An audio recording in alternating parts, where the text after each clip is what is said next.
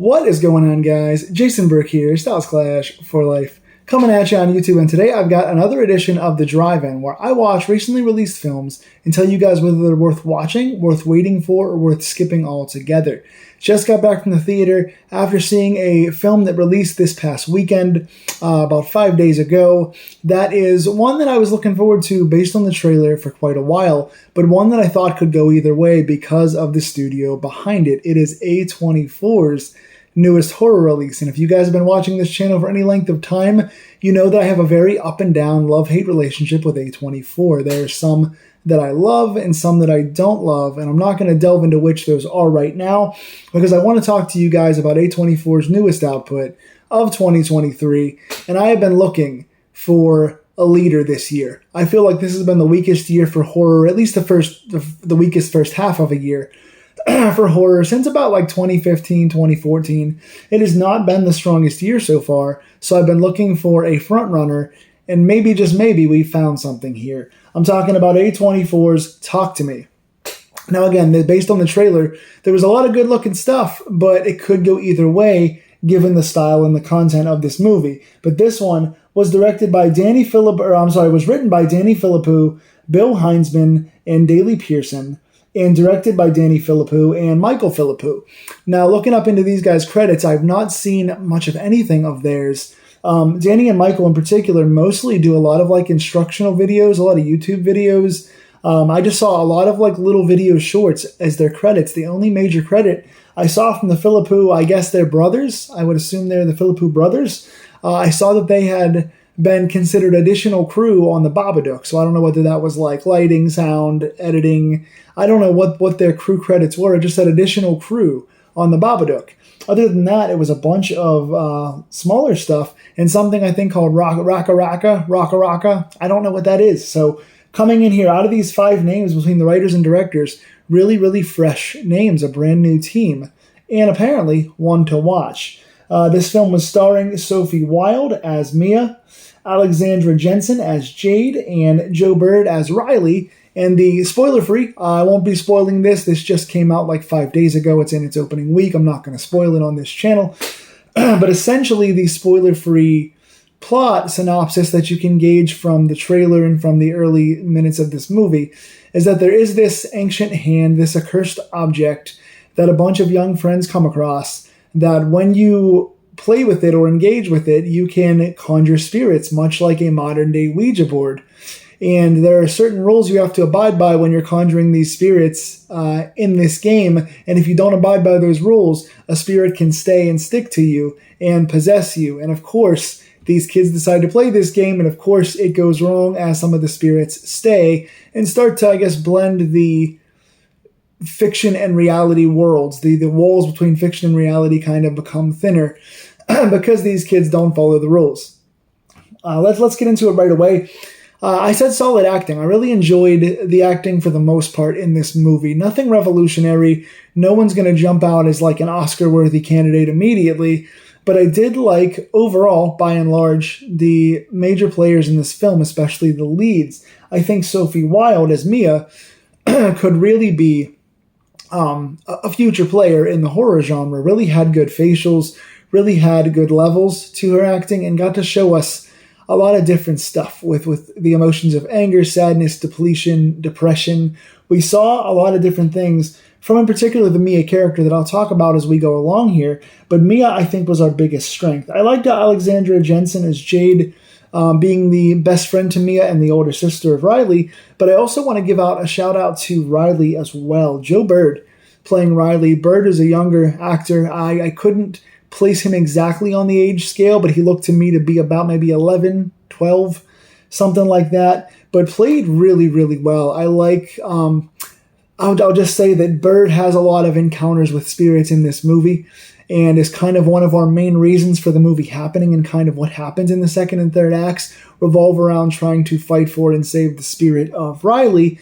And I really enjoyed the way Bird played the possessive and angry and comatose aspects of Riley. I really enjoyed kind of Bird being this innocent younger kid who's kind of fighting for his adulthood. He's trying to act like he's not scared and he's cool when he's coming of age. But in reality, he's still got a lot of like ties to his sister, ties to his sister's friend. He's very often easily afraid. He wants to fit in with the older kids. And then we see battles with spirits later on as fear overtakes and different things happen to his body that I won't get into.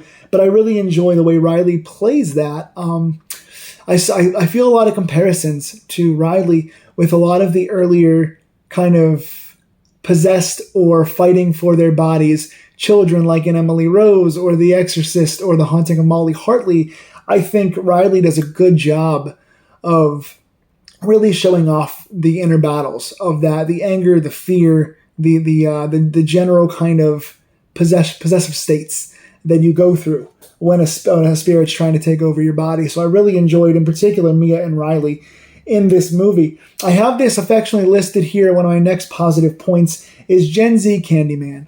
This reminds me of Candyman for the new generation, right? It's the game, it's the ritual, it's the excited kids knowing something is haunted, knowing there's an urban legend behind it, knowing they probably shouldn't be doing this, but they're doing it anyway, and they're goading each other into doing it, and they're teasing each other into making it worse, and they don't believe each other when stuff starts to happen. It's very much this generation's version of Candyman, and I like the youthfulness behind it. It takes the premise of Candyman, where friends get together and conjure up spirits, but they do so in such a way that I really enjoy, them kind of goading each other and wanting to fit in with each other and trying to play it cool and using their phones to record things.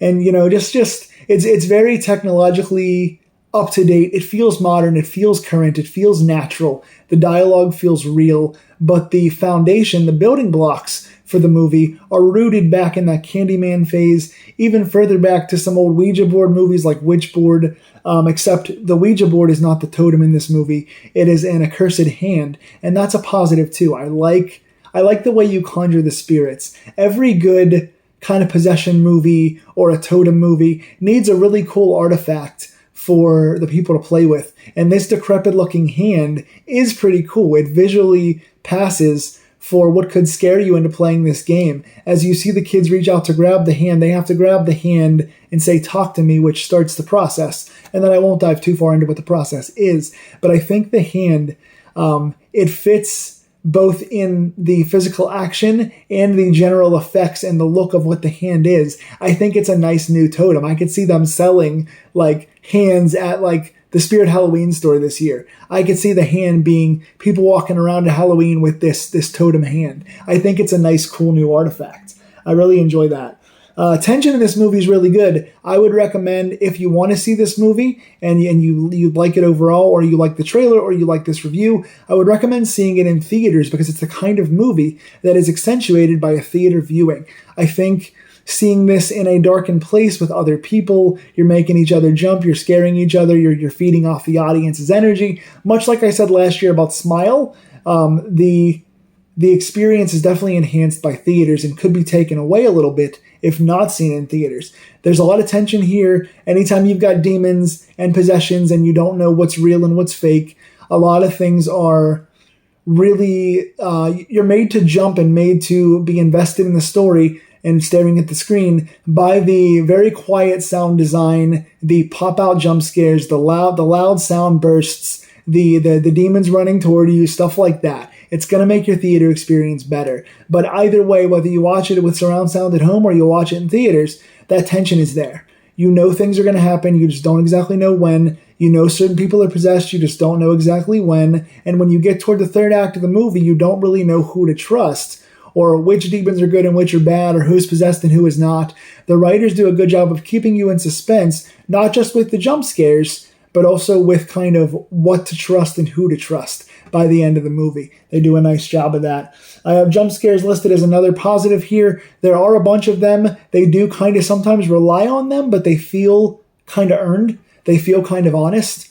Not everyone's going to love jump scare movies, and sometimes they do feel cheap, but I think in this movie, I think they're done pretty well. I jumped several times in this movie when I knew stuff was going to happen. I'm a jumper, so that's not really a big accomplishment for the filmmakers, but I think a lot of you guys will jump to. Again, fun movie to see in theaters, fun to have the sound up and the lights off, and that just kind of makes for a cool experience. One of the biggest positives here is SFX. The special effects are done very well in this movie, from the totem to the main protagonist / antagonist, to all the demons, to all the blood when it comes out. When you get kills, they come quickly. When you get thorough gore, the layers look nice, the bruising, the blood, all the effects look cool. You're going to see a lot of demons, especially in the third act of this movie. It takes a little while to get going, but when it gets going, you get a lot of effects, and they look really good. I love the effects. They're all practical. There's no cheesiness. There's no CGI. Everything keeps you in the moment, and the tone and tenor in which this film was intended, which is a straight horror film. A lot of the comedy aspects just come from dialogue and things like that, but everything tone-wise feels like a natural horror fit. And to give A24 credit, they don't deliver this in a way that feels too art-housey. It feels like a straight horror film, which I really enjoy. One final big positive here is trauma and grief. A nice light-hearted final positive. Trauma and grief. I want to talk about the main character, Sophie Wilde's Mia. They play a lot of stuff with her, and I'll give you a little bit of it. It's not a spoiler, but just a little backstory into her. Her mother recently died. We are on the anniversary of her mother's passing in this movie. There's talk of whether it's on purpose or by accident, whether it's suicide or homicide. There's kind of details that are left out. We don't know for sure what happened to to Mia's mom. And because of that, we see Mia's thought process play on her face the entire time. We see her bond with the main family, with the other two main characters, Riley and Jade. We see her being accepted by the other family's mother. We see her go through stages of when the demons try to get through to her, they use her mother as a conduit. Anytime you're dealing with possession, you know the devils and the demons are going to try to use different things to get into the world. They're going to try and use sexuality. They're going to try and prey upon your fear. They're going to try and prey upon your weaknesses. They're going to try and use any veils they can to cross the veil and get into our world. In this case, that weakness is Mia's love for her mother and unanswered questions into her mother's death, and her desire for closure, and her depression through grief with her mother. Very strong sentiments here that I wish that the other characters kind of had. That kind of goes into a bit of a weakness for me, and that is the fact that the other characters don't have a ton of this. I love Riley, and I really love Mia, and I love that connection to family, but the other characters, even Jade, who's the main best friend, don't have a lot of layers to them. They don't have a lot of reasons for their existence aside from just being part of the plot. The background friends don't have a lot of layers or depth. They're just kind of there. They have like really thin tropes. And even Jade in the main family, they don't have a whole lot of reasons for the trauma on their side. And I wish they did, because Mia's was done so well. And again, Jade is good and Riley's really good in his acting, but you don't get the same level of trauma and the same level of emotions and the same level of depth and progression of emotions in the way you do with Mia. And I understand every character can't be the main character, and I get that you can't do a 5-hour movie fleshing every single person out. But Mia was done so well, and Riley, in his little moments of little lines here and there and little facials here and there, was done so well with very little that I think we could have done more with Jade and the other characters. So that's kind of a positive / negative, because some are done very well and some are not done nearly enough at all. Something else I thought was a bit thin in this movie was the lore itself. In terms of what the totem is, why this hand is here and what it means, and kind of where it came from, we get a brief opening scene to get us scared for the movie, and then we get a couple lines from the characters going, yeah, we think it's cursed because this or because that. They kind of just throw a couple things in there that are really quick one-line throwaways. And again, I know that the movie itself is more important than the lore in this case, and I know it is addressed briefly, and I know they could be setting up for sequels or prequels, but I wish they would have given us a few more lines even. Just one more paragraph or one more thing from, there's an older brother character that comes in later for somebody else that could have given something that would have made a little more of a lore for why this thing exists. Again, I know we don't have to always be told why, but I would have liked a little bit more in the lore. They do address it, just not nearly enough for my personal tastes.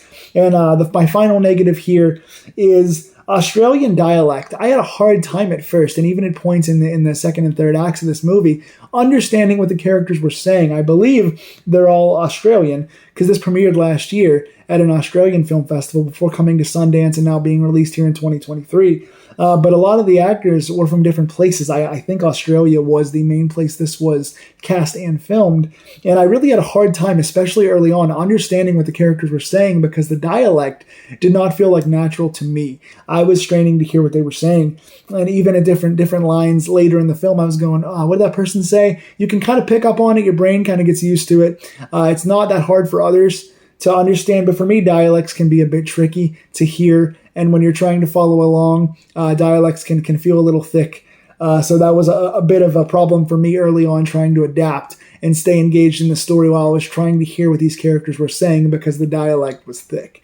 But overall, I think this was a pretty well acted, very tense, very well modernized movie. It's a nice Ouija Candyman style hybrid that takes a new totem into the bringing spirits over that you don't know who to trust. So if you like a nice tense possession movie with good jump scares, solid acting, and a really good final act that I enjoyed with nice closure at the end for me, I think you'll like this one. It runs an hour and 35 minutes and does not overstay its welcome by any means. It doesn't get too fancy, but it does have good gore, it does have some good characters, and it does give you some meat on the bone for a fun, new age, adapted horror film. I give this one a 7 out of 10, and I've probably got it in my top 3 or 4 so far this year as far as horror films of 2023. Again, that's kind of faint praise because 2023 has been a bit thin for me, but I really did enjoy this, and I think it's going to wind up on my top 10 by the end of the year. I like Talk to Me, 7 out of 10. If you saw it, please tell me in the comments below what you think.